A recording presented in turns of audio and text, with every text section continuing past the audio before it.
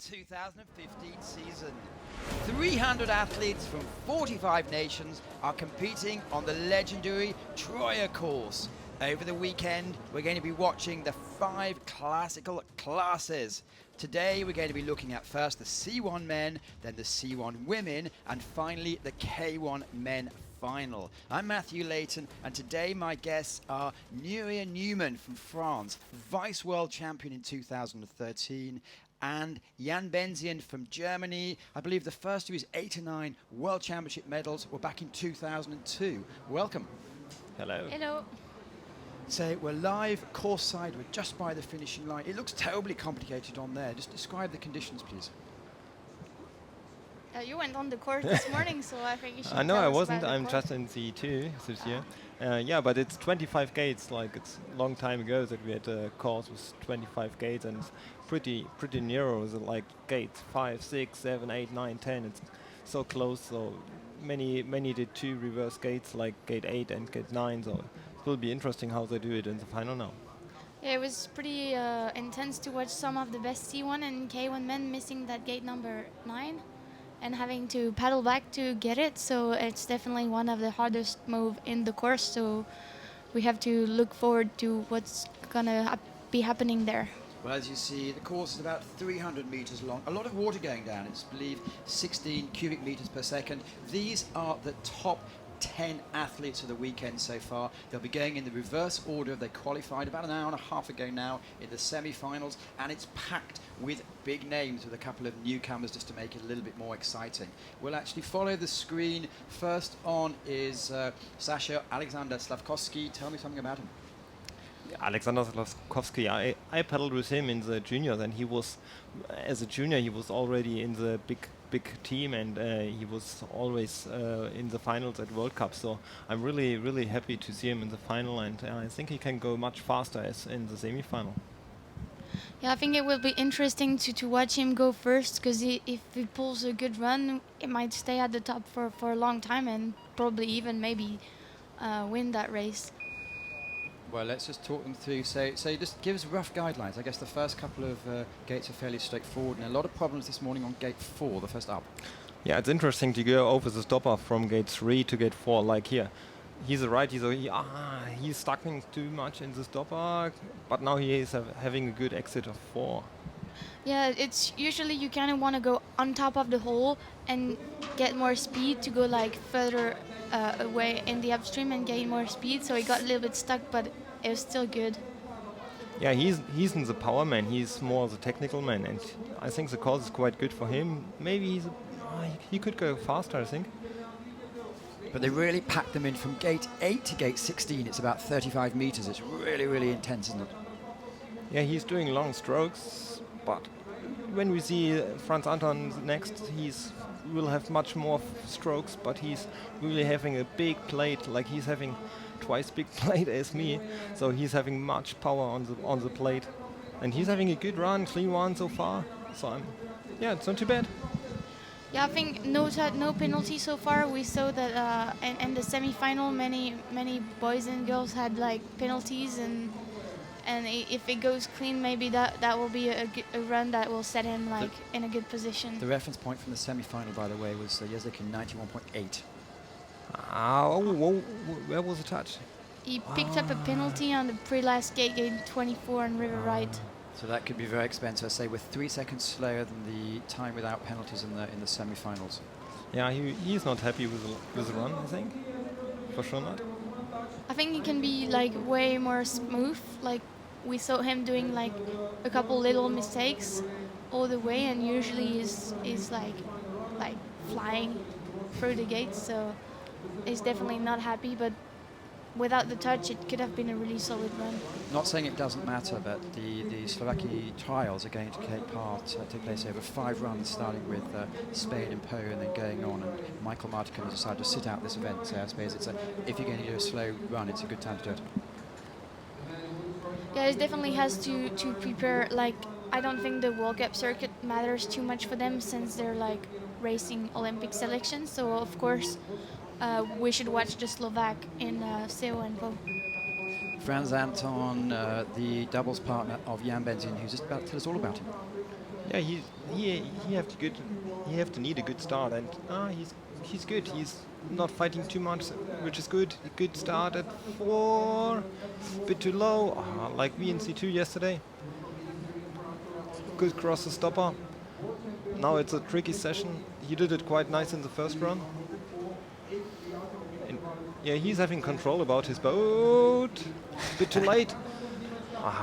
I'm fighting with him right now. It's good to see him.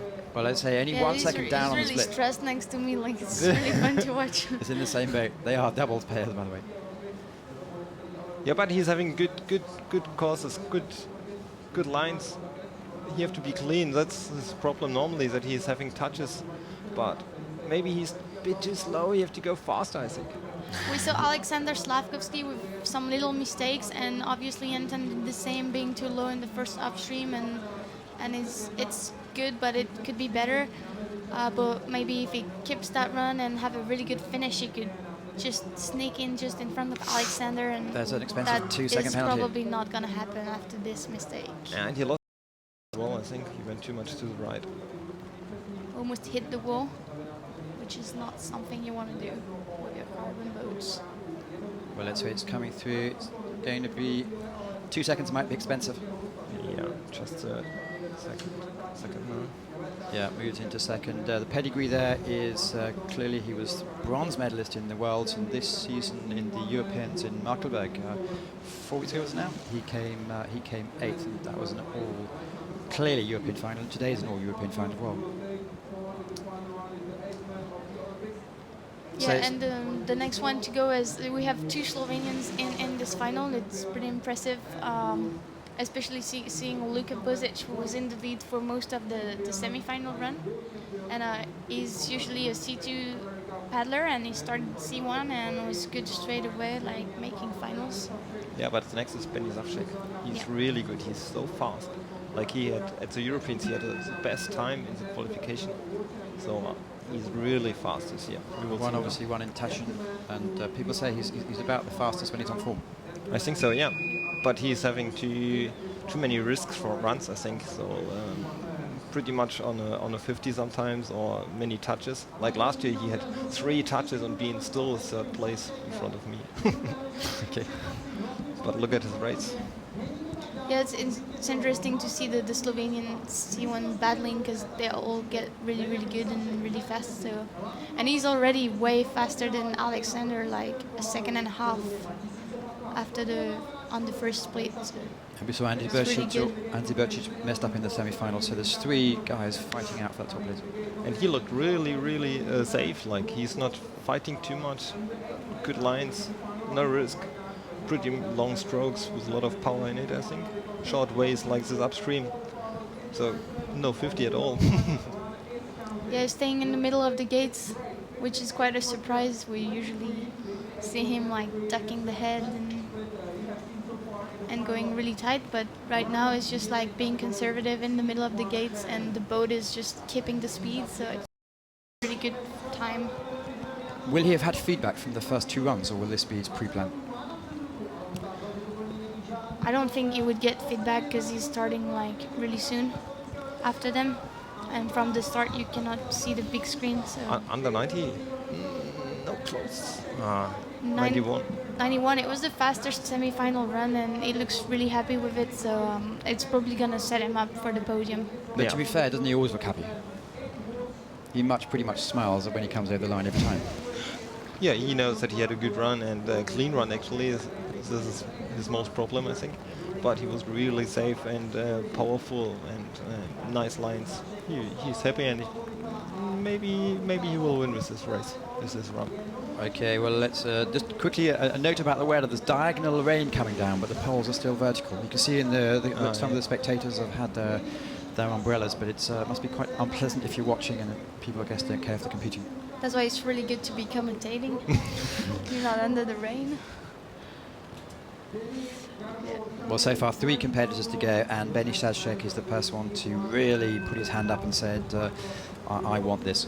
The next to go, your compatriot, who could you say messed up, or was that cruelly in the French trials? Yeah, he he messed up French elections, so did I. So we only get to race a couple World Cups. But I think he's hungry. So if someone can beat Benny Sapsek, it's Dennis right now.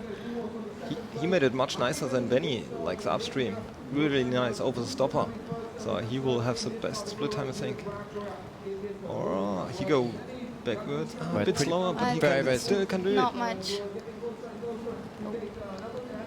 Short way, in and out. Touch on the gate before, just with the top of the boat. And now he's a little bit low in gate 12. I think he noticed that he's been touching, so it's hard to keep your run together after this. But I don't know why he go reverse there. He did it in the semi-final as well. It's slower as the others, I think.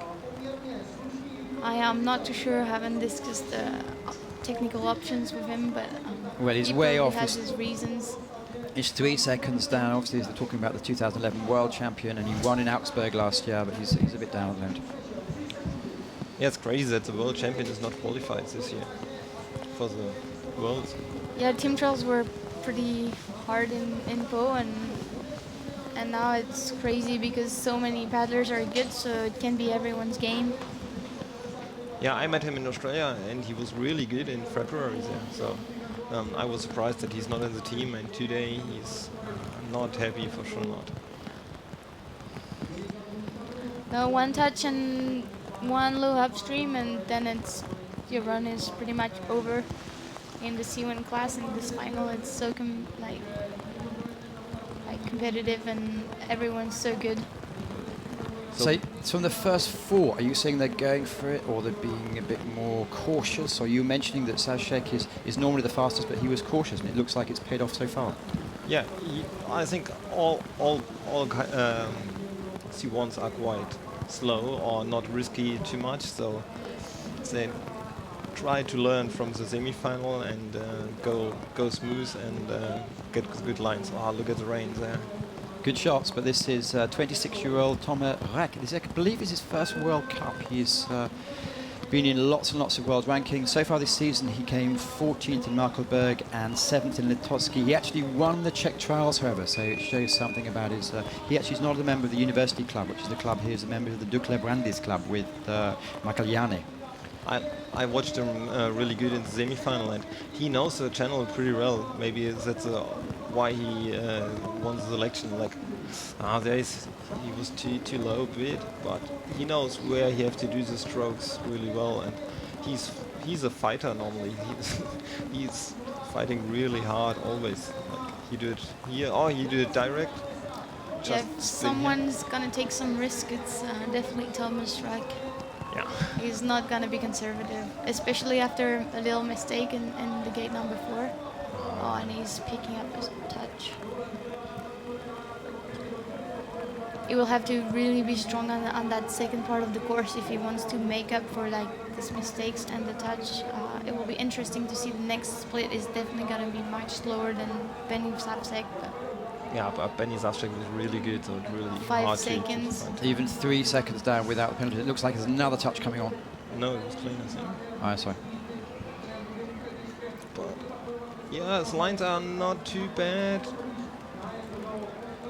And he's fighting, and I think there are many people who yelling to him that he has to go faster at his home course.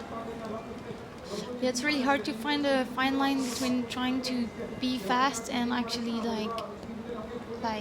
keeping the speed momentum of your boat. And I think he's just trying too hard, and it's definitely not going to be fast.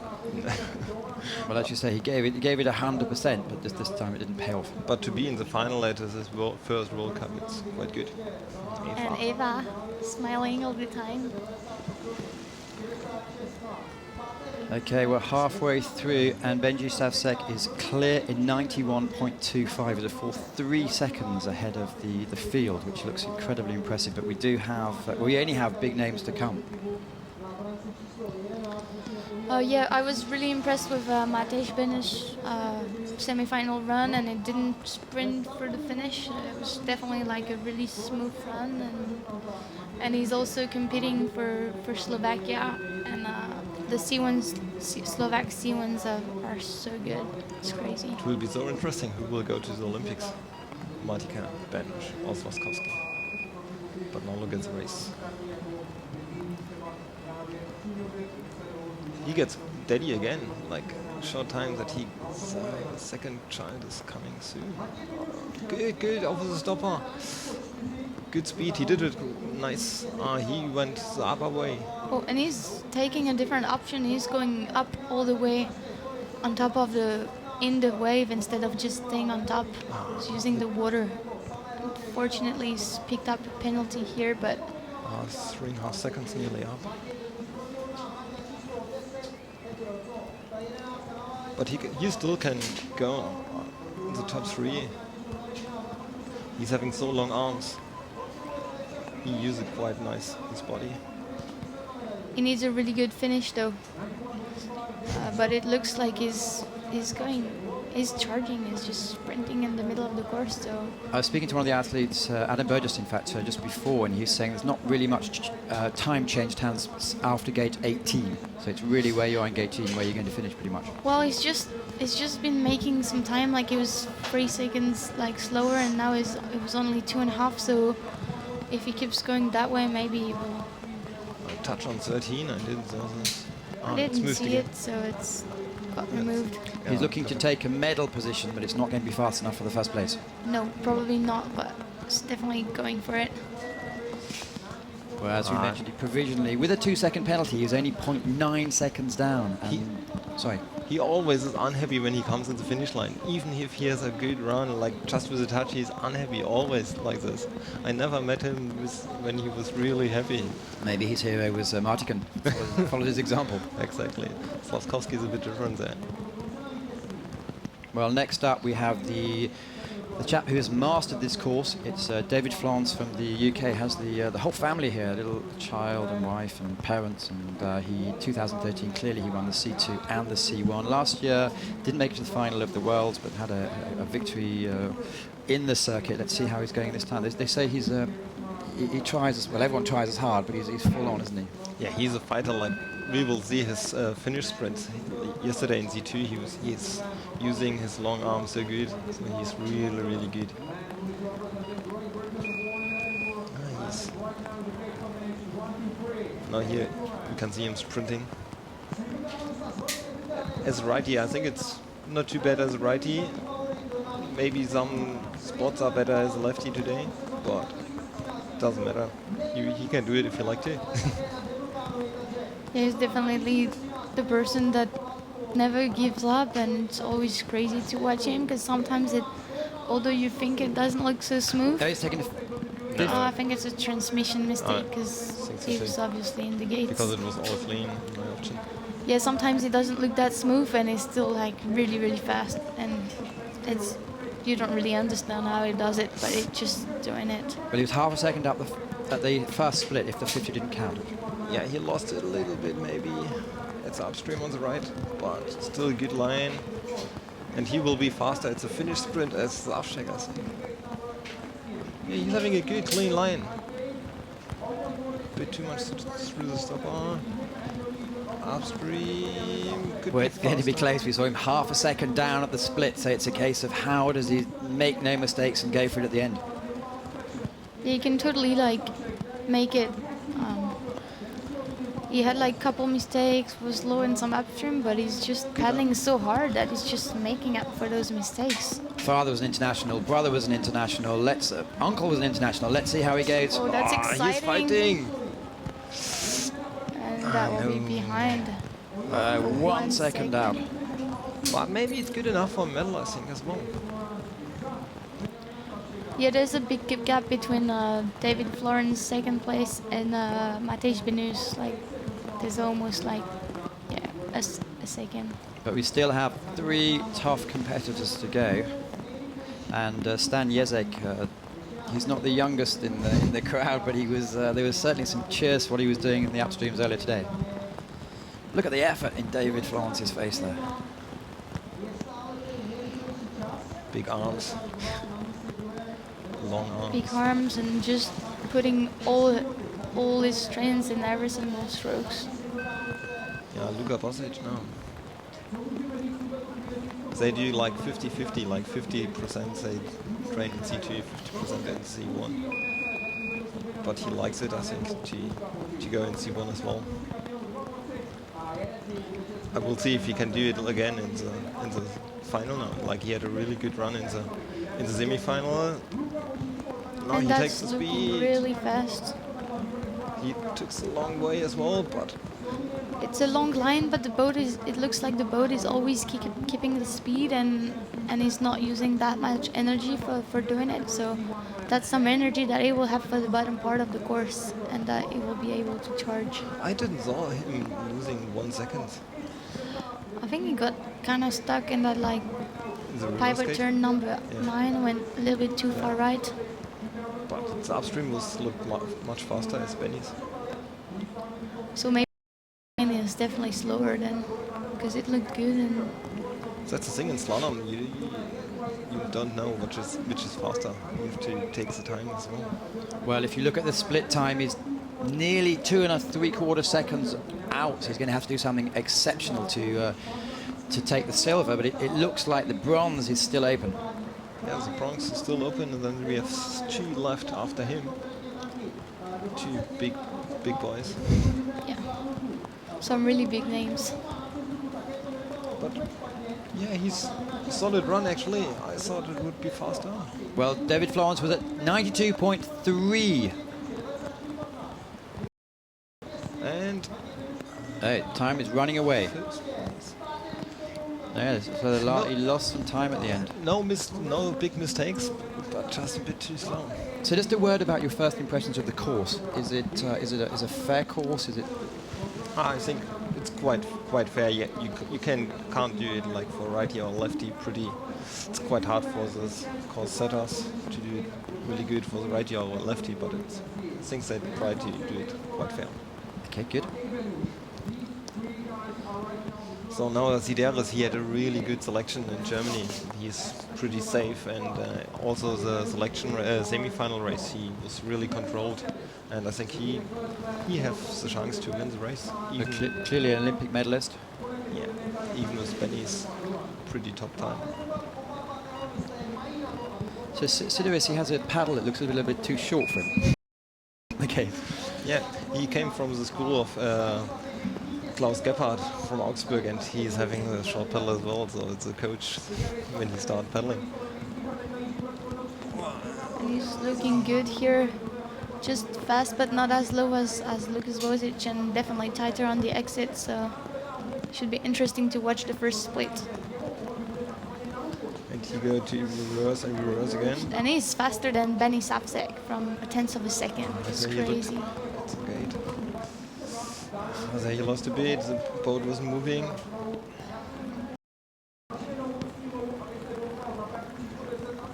Picked up a touch on the upstream gate, maybe with the light jacket.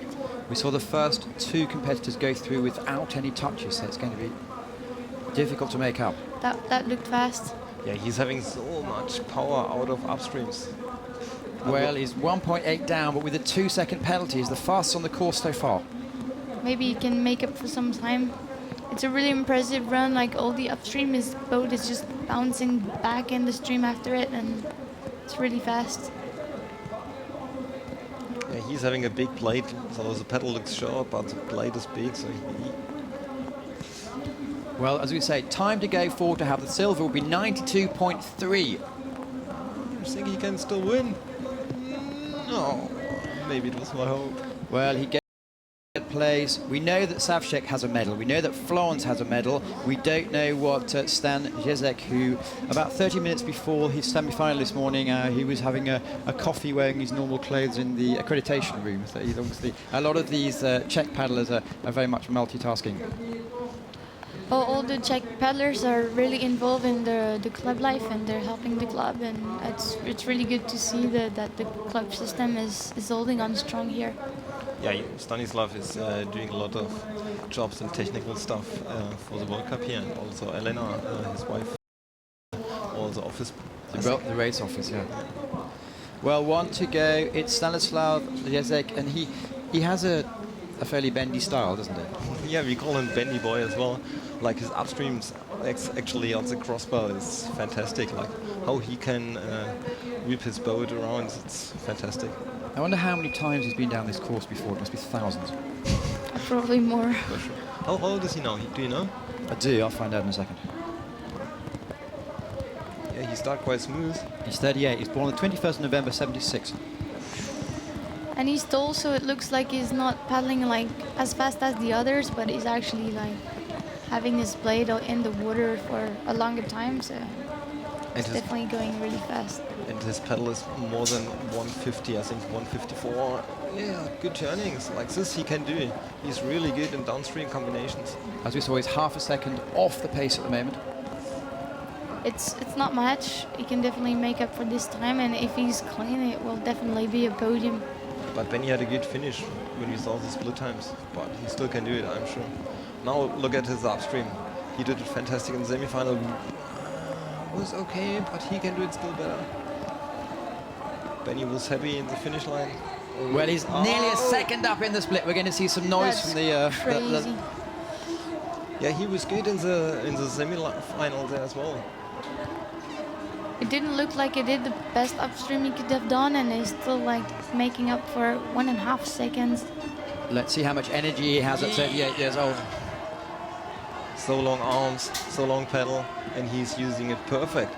Now you have to sprint. Time to go for 91.25 for the victory. Go. It's going to be very close. It looks like it's going to do it. Yeah.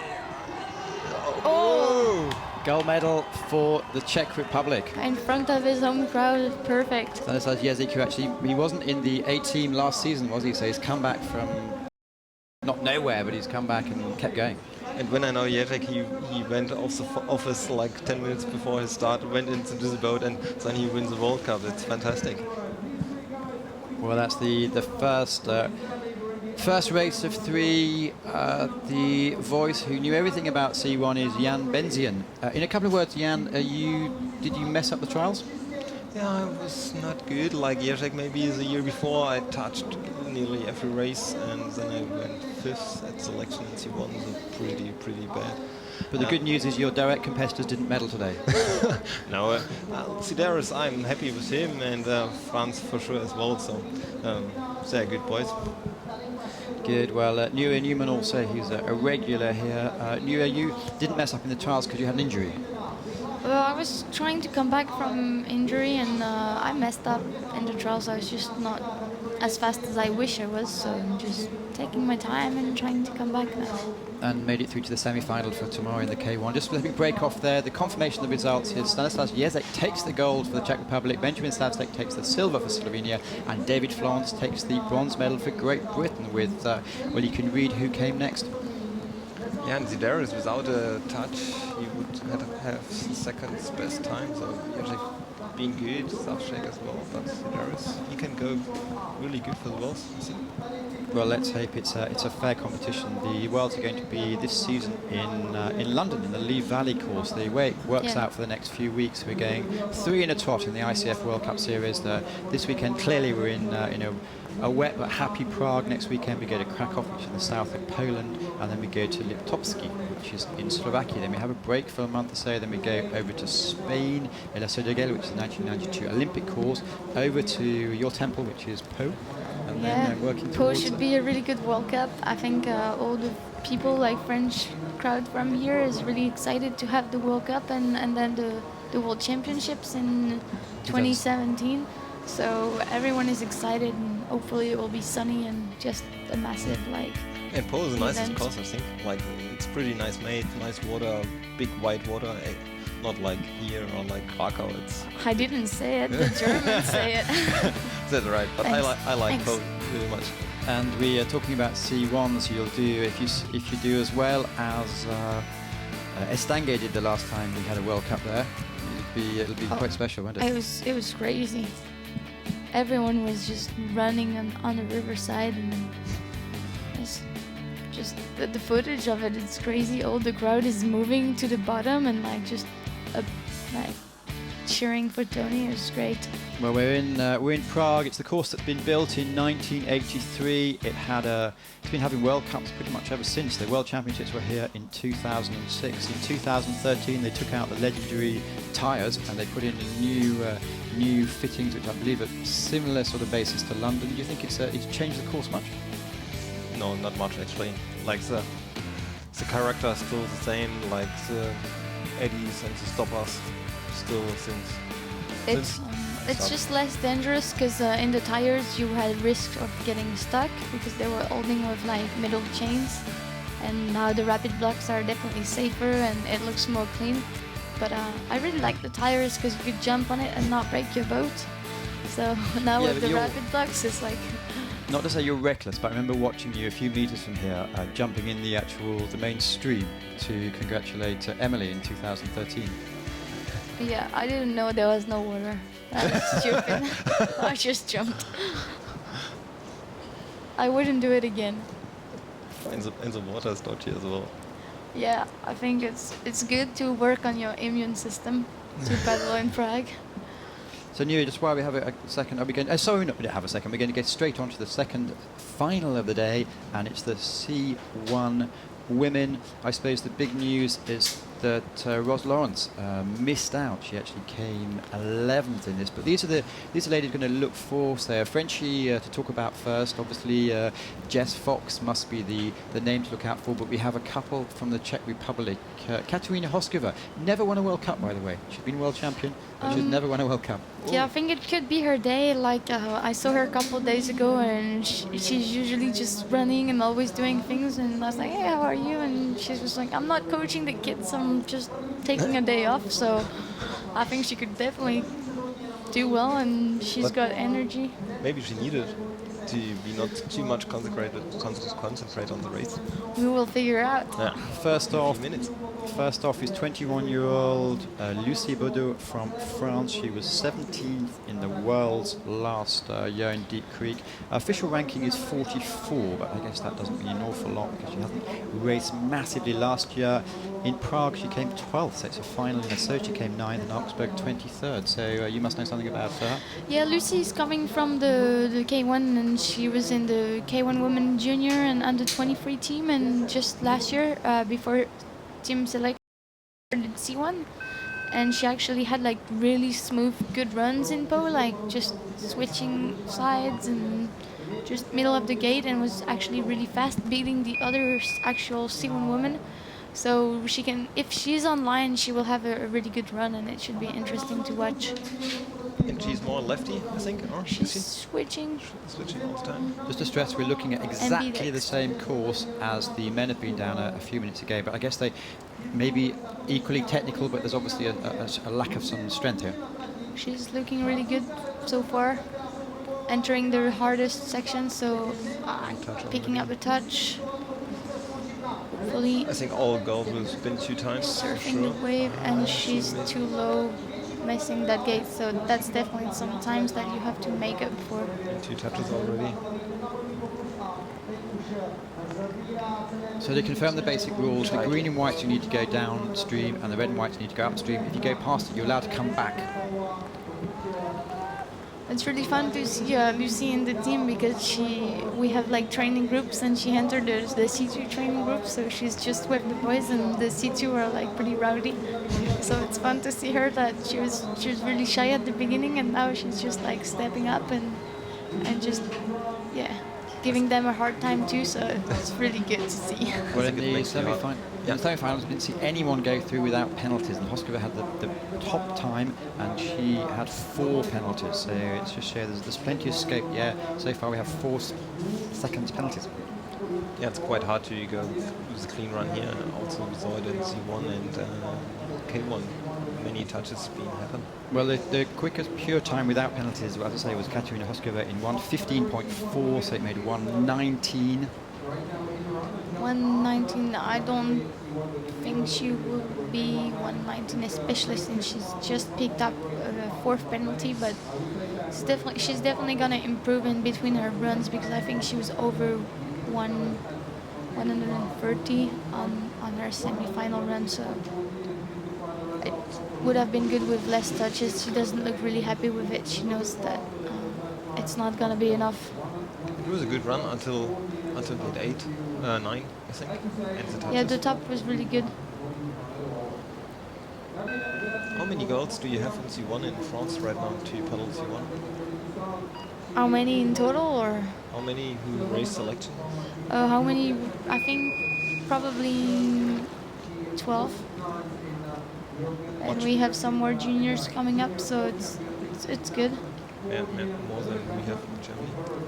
Well, someone to look out for the future, definitely. It's Nadine Orachig, 17 years old from Austria. 3 Austrians in the final, by the way, and she's had a really, really top start so far this year. She's in the world rankings. She took a bronze in Tatchin. She got the gold in Bratislava. She has a twin sister who's in the K1, and it looks like she's got a big future ahead of her.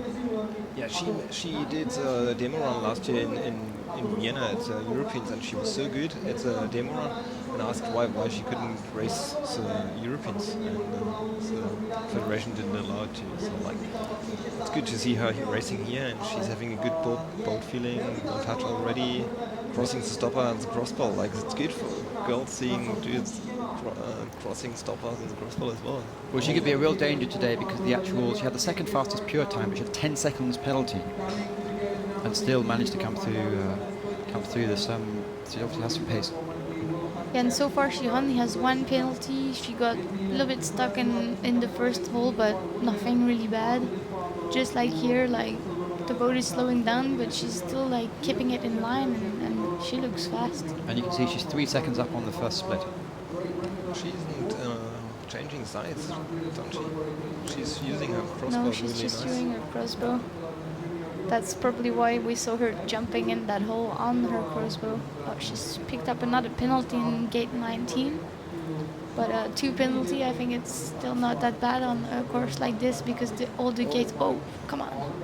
All the gates are so close together that it's actually really hard to go clean. 50, she's been given a 50. No, it She's come off. I Well, think it it's will the be a fastest. first medal for her at the World Cup. Jan Bentien from Germany is predicting a great future. Yeah, I think so. We'll see. And she's young, so What maybe do you want to bet? no, not yet. An apple? Okay, we are betting an apple. The coffee would be nice, but the ICF can't give us coffee. Always complaining. Anything's possible. No, she's young, so maybe we will see her at the Olympics 2020. Well, it's 5 years to go. So. Well, there's always a Brit in the final. Yeah, and the next one is another young paddler, Jazz. I like seeing her because she's always happy and smiling on the side of the river. And hopefully she has a good run so we can see her smile. And Marilee Frankling and Kim Woods are not competing this weekend, but it does show that the Brits have a good strength and depth, or depth and strength. Yeah, they have so many solid paddlers. It's crazy. If they don't send if they don't send the A team, you always have like a good B team. Well, there's 2 Especially in the seconds C1 penalties. woman. Oh, That that's was not the 6 one. already, huh? And she's It's all gone wrong. It's all gone completely wrong, unfortunately. okay. Now you have a big job to make her smile. I will try my best jokes, which is probably not gonna work, but I'll try. Yeah, she just messed up in the hard gate combination, and she had a good top, and she's finishing her run, but definitely she knows it's over, so she's not giving it like Well, her best. yesterday morning, 27 athletes started out. This season we're doing something slightly different in the sense that the top 15 of the 27 qualified directly for the semi-final.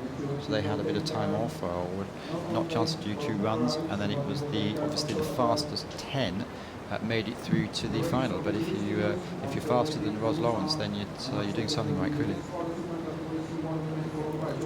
She's having a good boat feeling, it looks like. So I like how she's paddling, brings the boat good on the stoppers. Yeah, maybe the next time she will be much faster and much better as a World Cup. She's paddling well on the bottom section. Maybe we'll see that smile.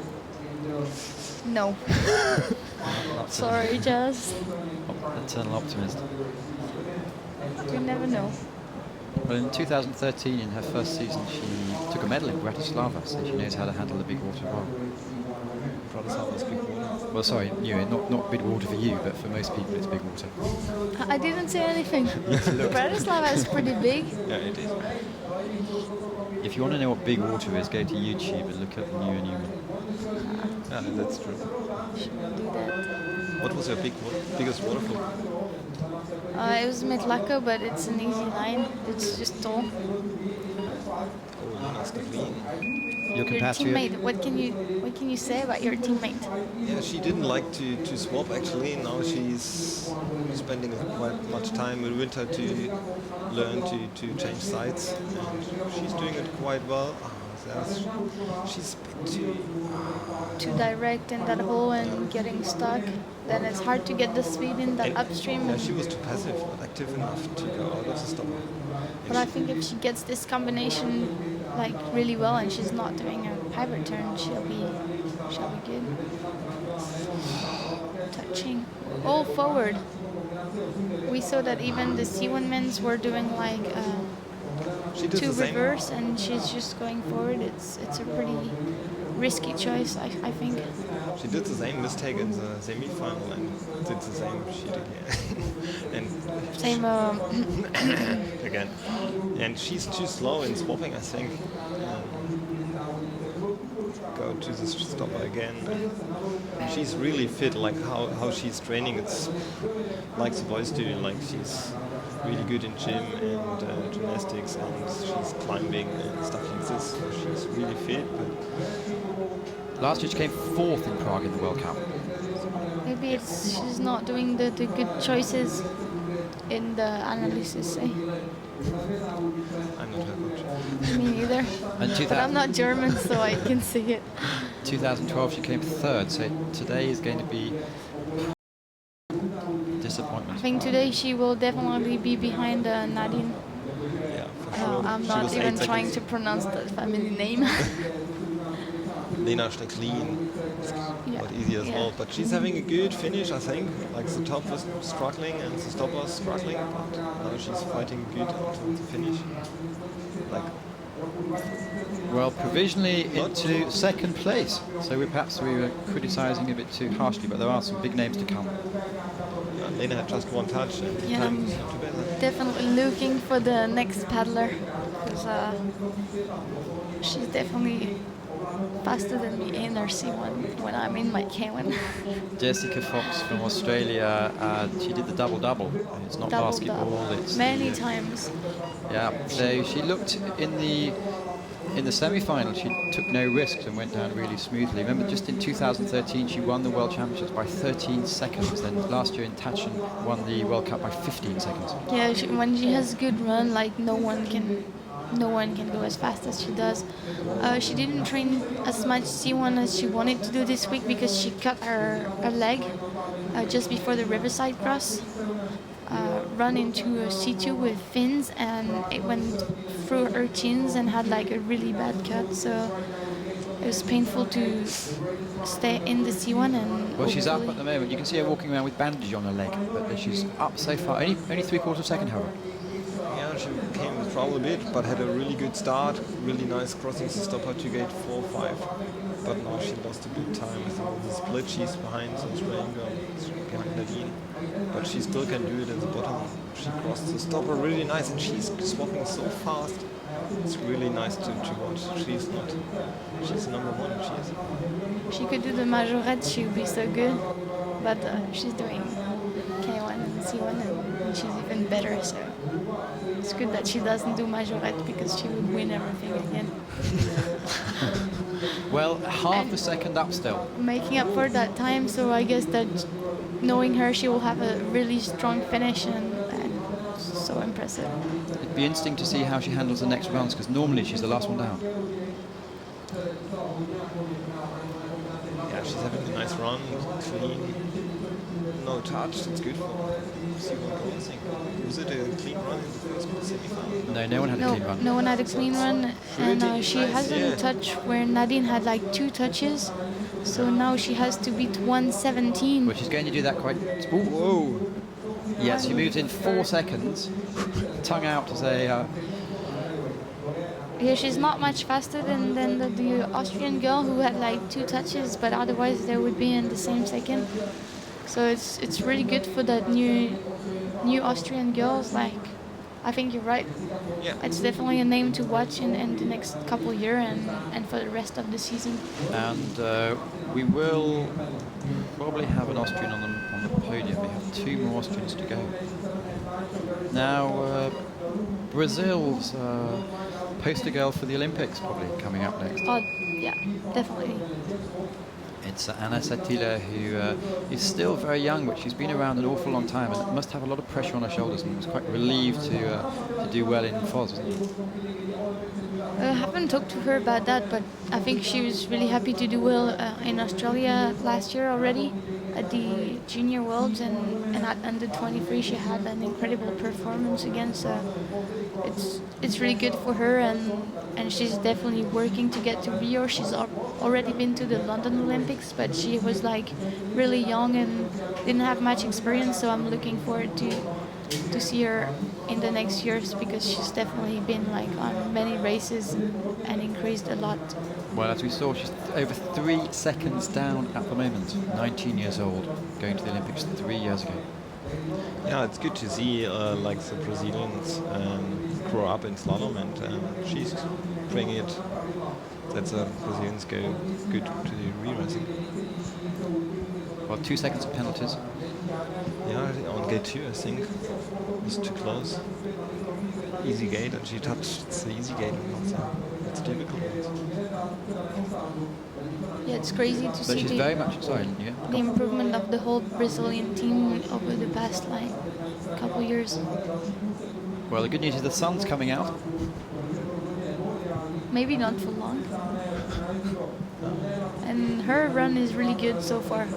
I think she could probably challenge the lead. I'm gonna be looking forward to. Well, we saw at the split. She's a little bit low in that within the last lead. upstream. That's Time to go forward 113. No, 117. Could be close. she's Well, she moves taking into second. second position. It's good. She's not happy with it. I suppose your expectations, when you take a few podiums, your expectations change. That's true. And she won't be happy with gate 2. Yeah. She won't be happy, but it wouldn't change. She would still be like a second behind Jess. And the times are really tight. It's She lost all the time on gate 8, 9. Second of 2 Austrians, sorry, it's 26-year-old Julia Schmidt. second of 3 Austrians. That's what I meant to say. Yeah, I know. You said 2. That's why. Correct. Thank you. Last year she was 14th in Lee Valley, 15th in Tatchin. Oh, that's not so good. No. Which came 5th here in Sketchy. Prague. Yeah, she's fighting quite much in C1. She's not paddling K1 anymore, just C1, and she's training in Augsburg pretty much. And she's having the dad of Nico Bettges coaching her. And Okay, picking up another penalty here. She was a little bit late, and then the nose of the boat got underwater, so it was really hard for her to control the line. But she got all the gates. Unfortunately, she's just picking penalties, so it's gonna be probably a little bit hard with 6 seconds to be faster than Jessica. but it's good to see as Austrian having so many good C1 girls. Yeah, they have like 3 C1 women in that final, and so far they're having like solid runs. But it's 5 seconds down on the split, so it's still a possibility of beating her compatriot for the bronze medal. So she's having good lines, but a bit stuck with the stopper. But it will be a hard bet, because we still have like the 2 Czech girls coming up next, and Vicky Wolfart. So it's definitely an exciting final to watch, because nothing is set until the last run. And she also isn't changing pedal sides. So the Austrian girls more going on one side, both lefties. Oh, she's not. Whoa! punching the wall, and we can see the reaction of just like closing our eyes. And Will that be will that be exhaustion? It might be quite expensive for the boat. I don't know, maybe the current, something you didn't expect. She's thinking, why don't we fix it for her? Yeah. Is that one of your jobs? No, it's their job, yeah. They do it. Not my job.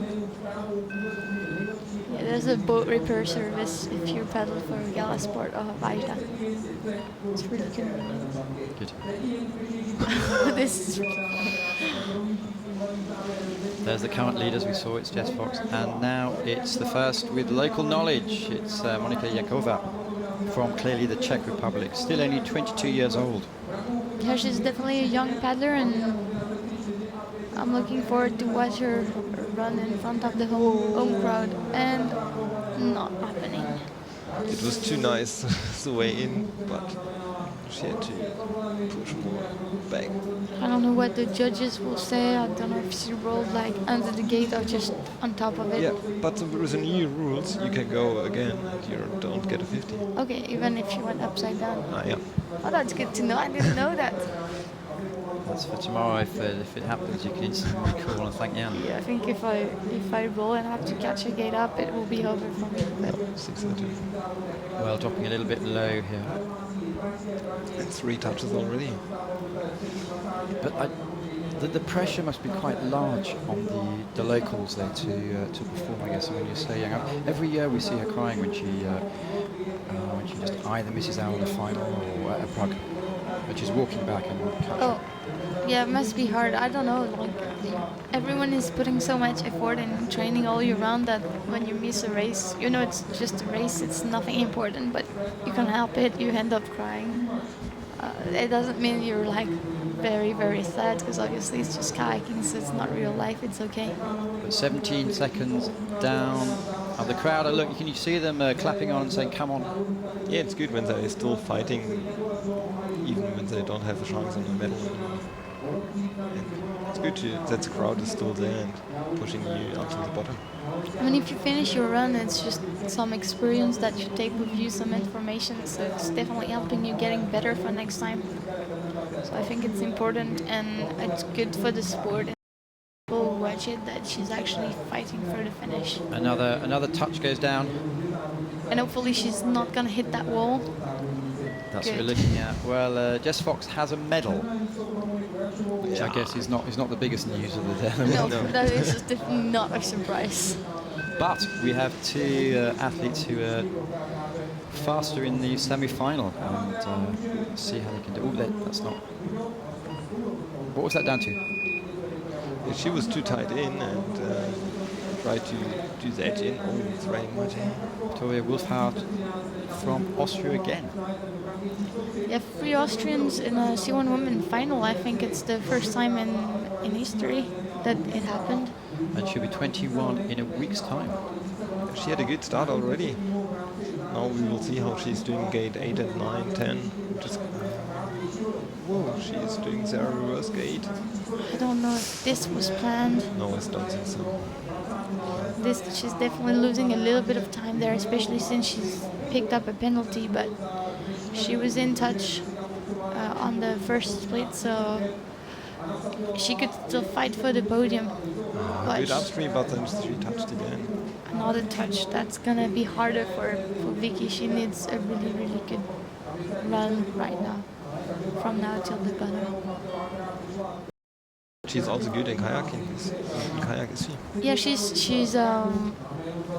still doing the kayak. Actually, the Austrian girls are still fighting for the free spots to go to the World Championships. So there are 4 girls and they share the World Cups. So on this World Cup, Corina, Lisa, and Violeta are racing, but on the next World Cup, one of them won't be racing, and Vicky, because she was also doing the C1. So in the end, she will be racing all the World Cups, not just all in the K1. And I think that after Liptovsky, we will know who is on the Austrian senior team for K1 women. Yeah, Vicky is doing a good job in the bottom, so you can see really that the main thing is gate 8, 9, 10, where the race will count. Well, it's certainly picking not up the another fastest. touch, so that's gonna cost her. Time for reference is 117 for bronze medal, moves into 6th place. We know Anna Satila and we know Jess Fox have medalled. Just a case of Katerina Huskova, who, as I say, she's the world champion. She's possibly the hardest working athlete with kids anyway on the tour, one of them, and she could make it her day. Yeah, you said she never won a World Cup. Yeah, I didn't know that until I talked to her last year, and she said that. So and she was gutted at I think it was Augsburg because Jess Fox wasn't competing, and she said, "This is my best chance." So she have to do a big jump to get Fox. And it looks like she's charging. I expect some noise from the crowd. It's always pretty scary to see someone going like really fast straight from the start, because you don't know if they will all their run together and keep it like this till the finish. But so far she's looking really fast. I'm looking forward to see the first split. She's going quite safe and easy. It looks good. Now we will see gate 8 and 9, which was difficult. Backwards, which she's tight on. Oh, Now go across the stopper. it looks really good so far. It was a great like combination on the two reverse gates. Like when we remember Jess, she was too much out and came in again, so she still can do it. Don't mess it up. Smooth little back ferry, and she's in the middle of the gates. Oh, I'm excited for that run. I think she could definitely take the lead. She don't take any risk, I think. She's going pretty smooth, pretty safe.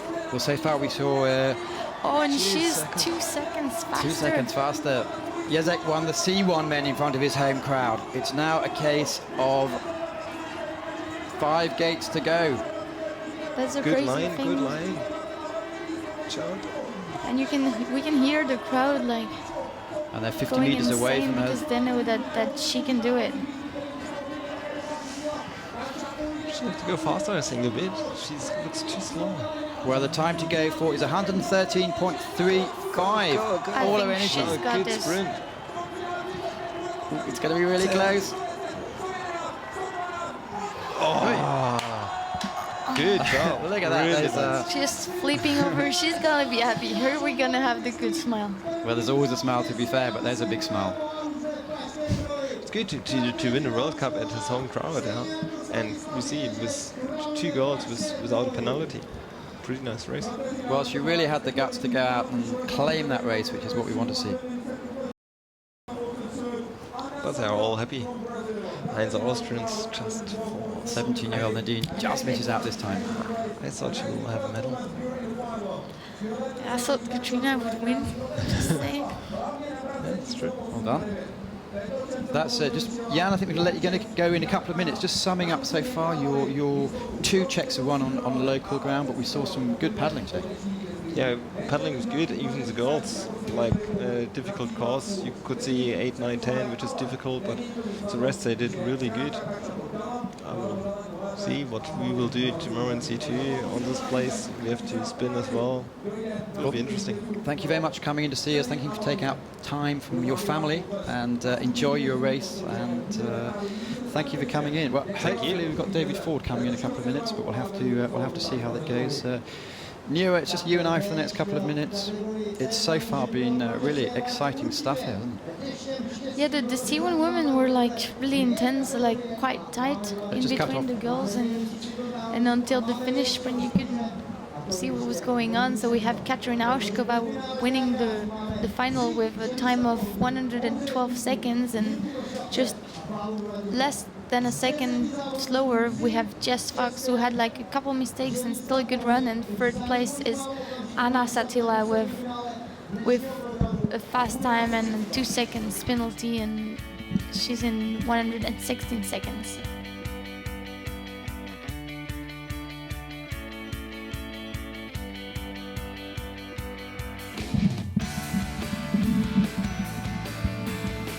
Well, the action continues here live from the Troja course in Prague. And it's turning out to be a lovely day. We had a huge rainstorm about 25 minutes ago, but it didn't seem to affect the competitors that much. 2 Czechs won the first 2 races, and David Ford, the legend from Canada, is just walking into the studio now. Let's take his cool sponsored sunglasses off and take a seat.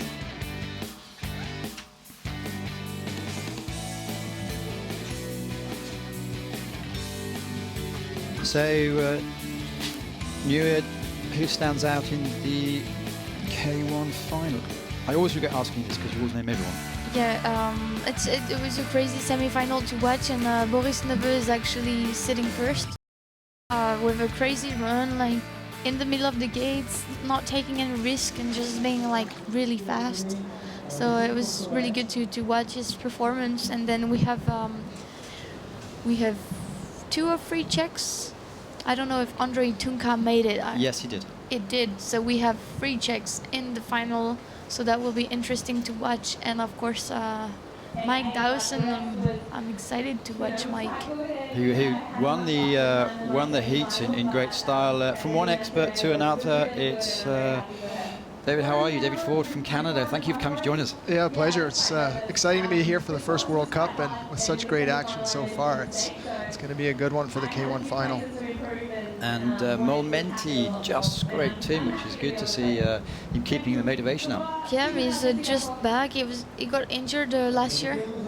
In the just Worlds, before the World Championships with a whiplash stupid car accident. So it's good to see that he's made his way back and is actually being here and fast enough to reach the final.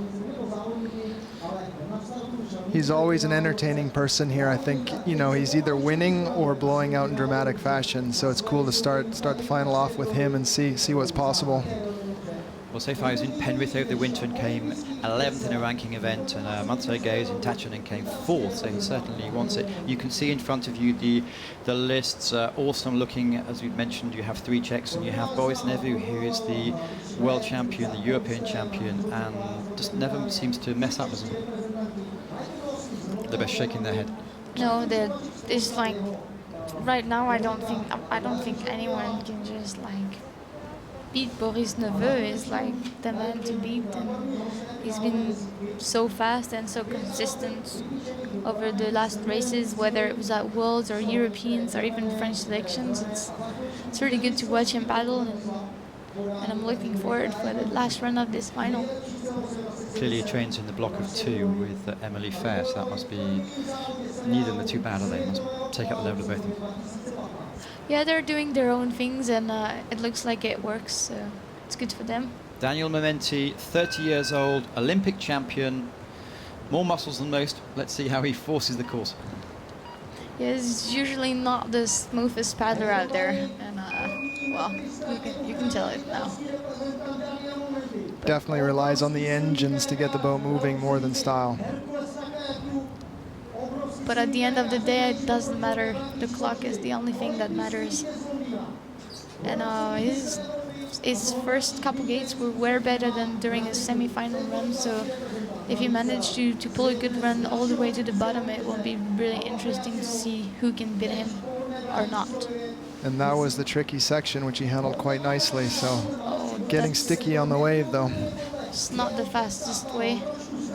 I could have used the wave like better to help him reach that upstream well, but instead he tried to force it and got closed, and then he had to fight against the current. But not the fastest, but maybe just didn't lose that much time. Well, clearly no reference points. I suppose the fastest time in the semis in total was 86.9, and I think 9 out of 10 of the athletes went through cleared. He just picked up a 2-second penalty. I think it's a second penalty, so that will be hard. I don't think that in the K1M class you can actually do the podium with a 4 seconds penalty and a few mistakes, even if they are like small mistakes. So he will fight through the finish, but he's definitely not gonna be doing a podium on this race. His time is like about 11 from the fastest semi-final time, so he knows it's not good, and now everyone can tell it's not good. He's not happy with it. So David, you've been out Anything to note? I think one of the interesting things is when they change the course but leave the upstreams the same, making the offsets more difficult, it kind of changes the mindset on how you can approach the upstreams, and that can be difficult to change gears on. But these guys have already had one run in the bank, so it should be easier for them to sort of accommodate those course changes. Talking to Yuri Piskovich this morning, one of the designers of the course, he was expecting to maybe see the course time come down in the 85, so I'll be curious to see if anybody has that kind of heat today. Well, notable names that didn't make it, obviously David yourself, Peter Cowes didn't make it, Egner didn't make it, Schubert didn't make it, Alexander Grimm didn't make it past the heat, so there's some big names missed out. Some little names coming in. The Swedish Isaac, I think he has maybe done one World Cup final before in Bratislava. I'm not too sure. Last season certainly wasn't that good. He was 41st, 37th, 45th and 30th. 24 years old. So for him, it's a great performance. 50 seconds already. Yeah, it's a transmission mistakes because it says it's at gate 20, and obviously he hasn't been there already. So, That's gonna give something to the that's judges. probably not clear. Or there might be a protest, but let's see. No. He got given a 50 on gate number 8, just putting half of the head, trying to go too fast and to cut the lines to gain some speed and a little split over seconds, and in the end you just lose 50 seconds. Yeah, that's the game these days, especially when you set an offset that tight, is how much do you risk to get that little bit of time back over your competition, and he obviously pushed it too close to the limit.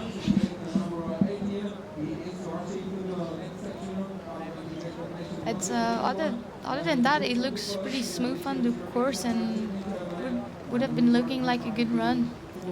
He was in Australia when I was there for a couple of months training this winter, one-on-one with his coach, and he's had the stopwatch out, so they've really put an emphasis on trying to find those little hundredths and tenths of a second that make a difference. Obviously working to get him to the final. And that 50-second penalty got off, so maybe the judge was seeing better and he doesn't have it.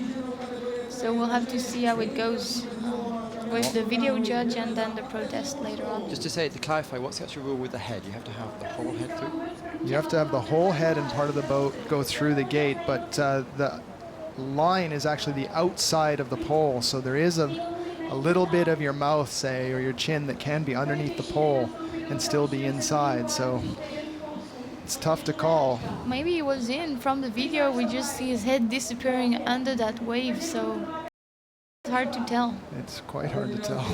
The professionals will make the call and we'll see. Jay Clark from the UK, he has a great website, and he gives you a feed every week to tell you what he's been doing. One of the young Brits coming through, very strong, very light. Yeah, he's definitely part of the paddlers who's really good at communicating, and it's always nice to follow his adventure. And over the past 2 years he's been paddling really hard and I think gaining confidence, and I would bet on him for the representative at Rio Olympics. Well, 2013 he came 6th in the final here, only 22 years old, and he's 0.8 of a second up at the moment. Handling those offsets well. Not the fastest cross on that wave, but no trouble. Probably still faster than Momenti. At least he didn't get stuck. He's really benefiting, I think, from the legacy of having a home Olympics, having that course and training venue there. Plus with the World Championships being there, the carrot for him to have a home World Championships and do well. I think he'll definitely be one of the guys to watch there. Just getting back, it looks like they've adjusted, so it looks like Onstom has been given a 50. Daniel Momenti is at the lead at the moment with a net time of 97.26, which included 4 seconds of penalties. Yeah, and it looks like Joe Clark has a really good run so far. I don't know if it will be fast enough, but it looks like it will take the lead right now. Well, I think the engine's there to getting through to the end. We're only 9.93 seconds up. And he looks happy with his run, so it might definitely be a good time for a medal. Probably not for the win, but maybe for a medal. David, you said the course setters were hoping for an 85. The fastest in the semis was 86. So he's there or thereabouts for medal. Yeah, I would say, and he's early, so he's put down a time that the others know is a challenge, so it puts the pressure on everybody else, which can also work in his favor. But I don't think the next competitor will feel that pressure because it's Vavra and is like always pretty chill and not too worried about what everyone else is doing. So true. He likes to paddle his own race. The word on the street, you'd have the 3 Czechs who go down. If they're all in perfect condition, it's probably Vavra who would win the race. They've tried every single combination here many times, so no surprises. He won the World Championships in 2013 and was given a hero's welcome, carried back pretty much there along the course. So it's Vavra Hradilek. And the speakers are trying to give him a bit of encouragement, Daniel, there. Yeah, it's crazy for the Czechs to just race on their home course, but I think that those boys, they love it, so the crowd is going to help them go faster, and he's taking some like risk and being super tight in those offsets right now. But he's taking risks, but he's also moving the boat much better than we've seen so far. yeah. And that's the combo you want, to be risking but also keep that boat speed going. Picking up a penalty somewhere. Penalty. 2 penalties. I wasn't looking closely, but I didn't see it. Often on his runs he has penalties taken off.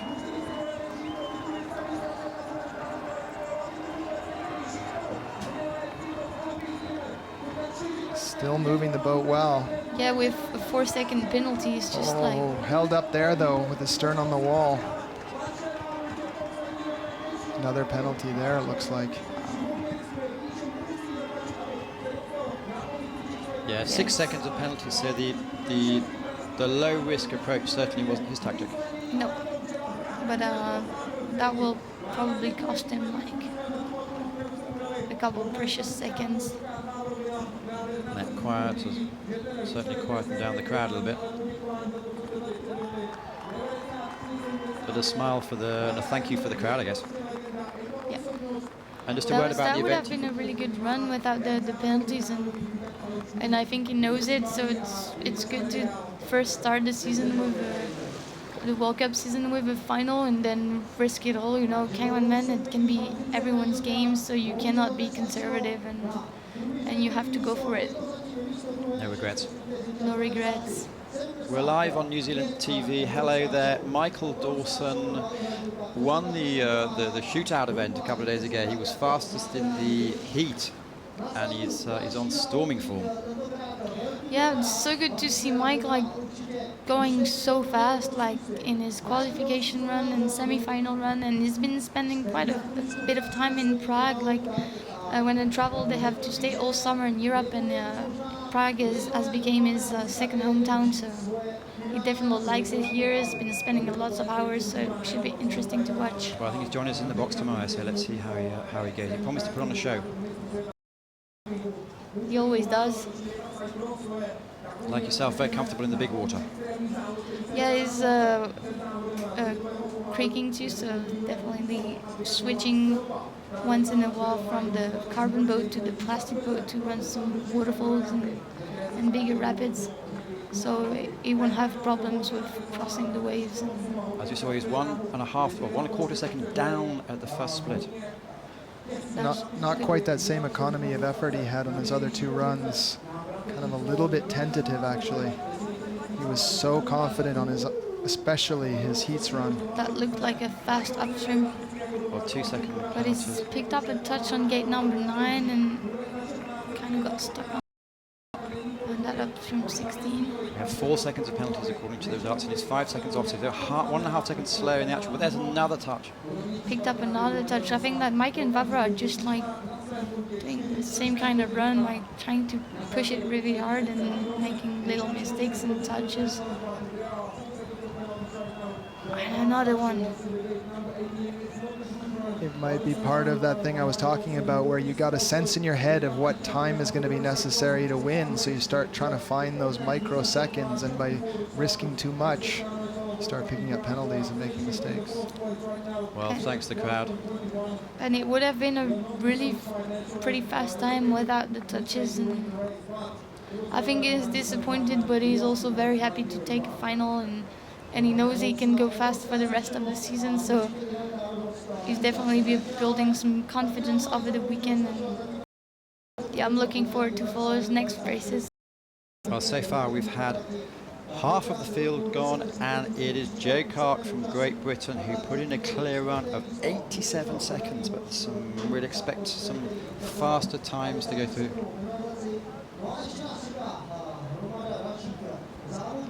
Andre Tonka, 24 years old, again amazing local knowledge. Yeah, it's crazy to see the Czech K1 women paddlers, because they have so many good paddlers. So we had like Vavra going in already. Now we have Andre Tunka, and we'll have Iri Praskavec, and it's crazy to see that Vid Prindish is not in the team. He was vice European champion last year and paddling so well, so it's good to see him. I think our split is not working very well. Because 12 seconds, he was 13 seconds up. But is he looking fast? Oh, there's a 2-second penalty. He was looking fast, but he's just picked up a penalty, and it might be a run like Mike and Bavard. It's hard to tell now. But he knows the course really well. He's been training here more than anyone else. Well, so far 2 races, 2 Czech winners. If he doesn't make it, there's still another one. But he's looking good right now. He's looking good, and his penalty was early enough that there's still a bit of time for him to put the pedal down if he can avoid any more mistakes. And 2.5 seconds off the pace. there are 3 places on the podium. Certainly that's still a chance for him.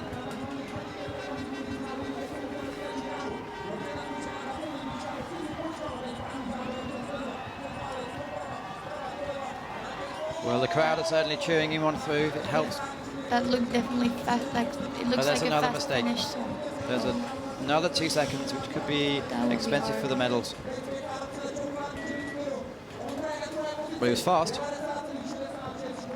taking, and otherwise he would have been really fast.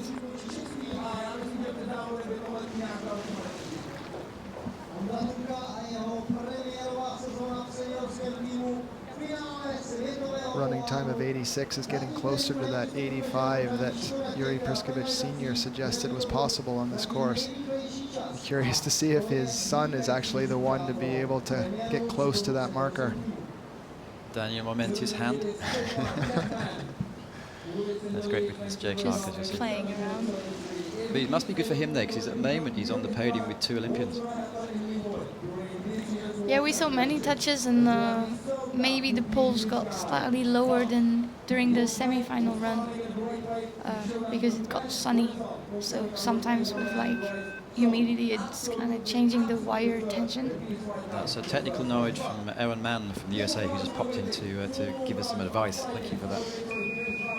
Yeah, he's always picky on details. Well, he's a bit lonely this weekend, is Mateusz Polacek, because he's the only Polacek, apart from his brother who's coaching, he's the only Polacek here, and it's the first time he can remember that he was the only one competing. One of 4 brothers, the only one who's actually made it into the team, and sister hasn't done so either this year, so he's a bit lonely, poor chap. But he knows how to perform on this course. 2013, he was on the podium, and is often on the top podiums when it counts.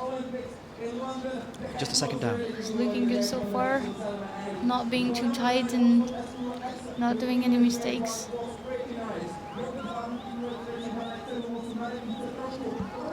Held a little bit by the stopper there. That was very tight. He managed to go through it, but touching the gate right after, because he knows like, ooh, that was tight. And then you kind of lose your focus and just touch the gate after. It's really common. As I mentioned, he's a little bit lonely because he's one of 4 brothers and the only brother, but clearly has a compatriot going just after him down here, Spopiano. He would still be in touch with Joe Clark's time without his 2-second penalty, so he's definitely going fast, and there's a 3 gap difference between Joe and Andre, so he could definitely sneak in 2nd position with that run. Well, he certainly has the fitness if you look at the training these boys do. Oh, the Polish Finnish sprint is always a crazy thing. Well, moves into provisional third place. I was disappointed with his finish, but like they were saying, oh, it was really, really good and didn't really charge for the finish line. Really, from that last upstream, he didn't have very much pressure on the blade, and I think he needed it to still have a chance to get in that top 3, especially with who's left to come.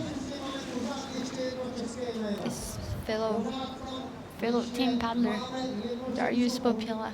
Yeah, Popiela's run was very good on his semi-final, so it will be a tough challenge to try and repeat that, I think.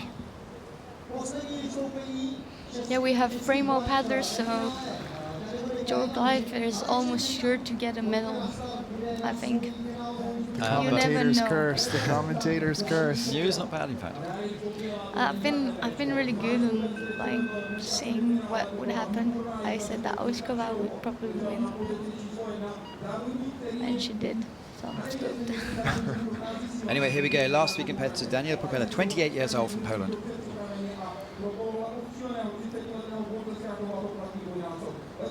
He's definitely a paddler that's not shy to go as hard as he can right from the start and see how long he can hold it together. It's definitely not the most smooth upstream of the day, but he's going really hard, and maybe it will be fast. Probably not as fast as Joe Clark. Great pictures from the cable cam that's the full length of the course. Picking up a touch. Second and a half down already, and then picks up that touch. It's going to be tough for him to I think Joe Clark challenge. is having that medal, despite the commentator curse. So, congrats, Joe. Maybe you're the commentator. Good luck. Yeah, no. They should invite me for dinner. Well, Joe Clark was second in Augsburg, so he's certainly not a stranger to medal, but certainly one of these athletes on the way up and very determined. But the run here is not over yet. He used to be leaving this upstream on about 75 seconds, so he's already 3 seconds, 2 seconds back. I think he knows it and is just trying to make up some time for the finish line. And picking up another touch on the gate 24 was definitely a small touch, and he's gonna be disappointed with this result. Joe Clark, as you announced pretty much so, has the medal. Yeah. What color will it be? What call? Oh, If you could choose before this, like- 2 last people, you probably wouldn't choose these 2 to go against. no. Although maybe he would, because I think anytime you win, you want to do it against the best in the world. And so he's in a position now where he's got the 2 best guys maybe on this course right now to challenge him. David Ford, 1999 world champion, so clearly there's experience in those words. Anyway, Yuri Priskovich, 22 years old, started on this course when he was 8 years old. Started downhill skiing at first, but didn't like it and said, I'm going to switch to this, and hasn't looked back since. And he's got like a really impressive paddling style. His upstreams are like insane, and he's so little and doesn't look like super strong and with lots of muscles, so we call him Little Yuri. A couple of years ago, he said he messed up in one of the semi-finals. He took it cautiously, and he said since that he just goes for it. He'd either blast everyone out or blast himself Well, especially in the final, you don't really want to be too conservative. You kind of want to go. He's going for the win if he's going. He's still using the same equipment he's used since probably 2007-ish. Gives him a lot of Oh, confidence. there's a 2 second, but he's absorbed it already. He's got to get the boat moving now. He knows he's got a touch, so he knows he will have to go really fast, and that was such a tight upstream, but all in control, so he's good with it. Same thing on gate 16. He's Great rotation. A crazy lot on of the those paddlers we upstreams. saw hitting the bottom with their stern and slowing down the rotation. He kept it Less than going a all the second. way. Less than a second down. And Joe Clark. again, Very nice upstream again, just on that sweep stroke. Barely getting the head in, but completely legal. Often says he's exhausted at the end, but the crowd pushes him through. How much can they do today? 'Cause it's going to be close. it was going to be very close, but depends on how we can do on those last couple gates. And We can see the time of reference, It's gonna be 87.33. It's going to be they close. might get second or not. It's going to have to work. Second position. with this touch, it would be faster otherwise. I think he's still happy with this run because It's a he's guaranteed been podium. giving his best, and it's a pretty insane run. Well, it's smiling disappointment from everyone there. The boy's nephew is the only racer who went faster than this in the semi-final, and he knows how to handle the pressure. The incumbent world champion, one of 3 Frenchies who made the podium in Deep Creek. And you're a bit of an expert on boats, David. He's keeping the fins going, I guess. He is using the fins. He's using a boat that he has designed with Joe Clark, interestingly, who's also in the lead right now, using it to great effect. It's kind of one of those things where if you can design your own boat and get it to your skill set, it really works well. Allows him to paddle very much within himself and his own technique. Let's see, last competitor of 10 to go in the K1 final at Prague. Yeah, I think Boris wants this final because he still has the semi-final from the 2013 Worlds where he got. I think he was the first not in the final, and I think he wants his revenge, and he might get it. He's so solid this year. It's crazy to watch how they can just like pull runs, one run after another, and just picked up a touch. So maybe it might get harder for him. But he's taking way more risk and paddling way harder than what he usually does. Like, I haven't seen him like ducking under the gates like this for a few races now, and maybe it's gonna pay, maybe not, because it's not what he usually does. I can hear the French like cheering on him. Well, he's 2 seconds down. It's interesting that he's kind of gotten sucked into needing that feel on this course where you have to risk more than maybe is necessary, especially for a paddler like him, where his own normal style is usually the fastest run down the river. I'm wondering if we're witnessing a first ever win for Joe Clark. Joe Clark provisionally, as you deduced, in the lead, Jiri Priskovic in second, and Andre Tunke with 90.6. He's definitely sprinting because he knows that Well, third position. Third position.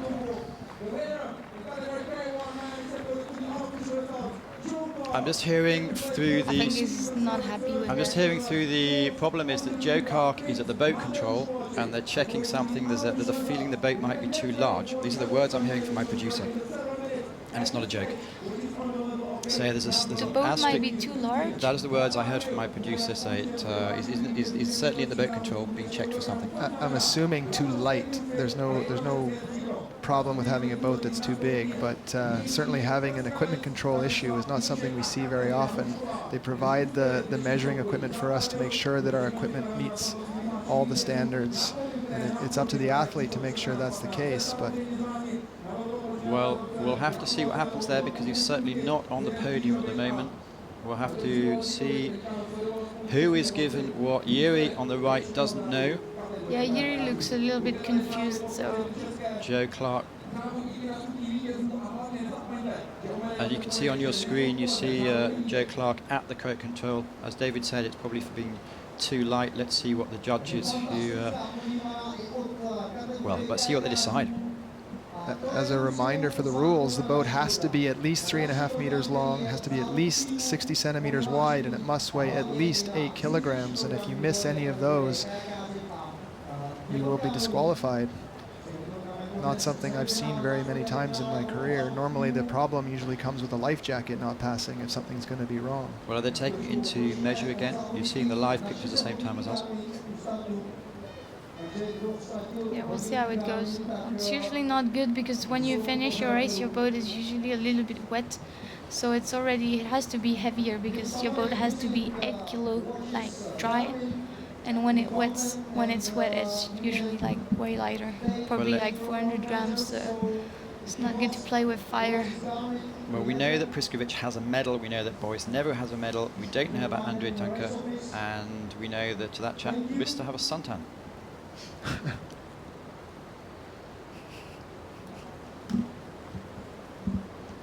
Well, everyone's in shock at the moment because we don't know what's going to happen. It looked a few minutes ago that Joe Clark was just about to claim his first victory.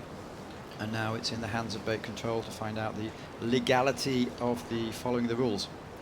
Yeah, I think being disqualified that way would be terrible. You just go from 0 to 0, and it would be a hard experience, and you're definitely gonna have a heavier boat next time. I guess it's better to have a learn in the World Cups than an Olympic final. Yeah, or at the World Championships in front of your home crowd. That Anyway, would be we'll- pretty terrible. Not a mistake you'll make twice.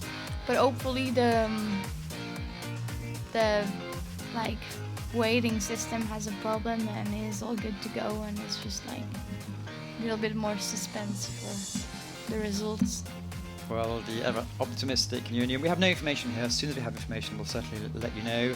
We know that it's been a very exciting day's activity. We know that Stan Jezek, Bendy Boy as they all call him, at 38, is it now? He won the gold medal in front of his home crowd. We saw another 30-something, Katrina Hoskova, win the gold medal in front of her home crowd as well.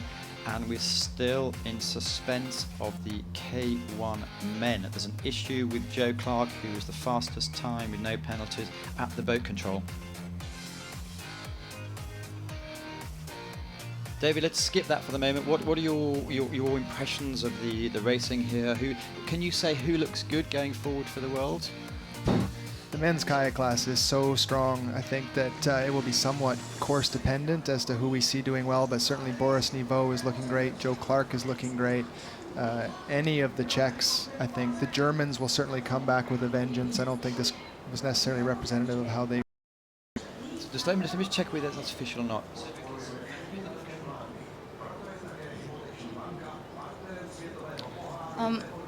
The results so far is not official because you have a little star next to Joseph Clark's name, so there's still a protest or an issue with the results, so we'll have to wait. But If it takes an hour, it takes an hour. Is that the way it works?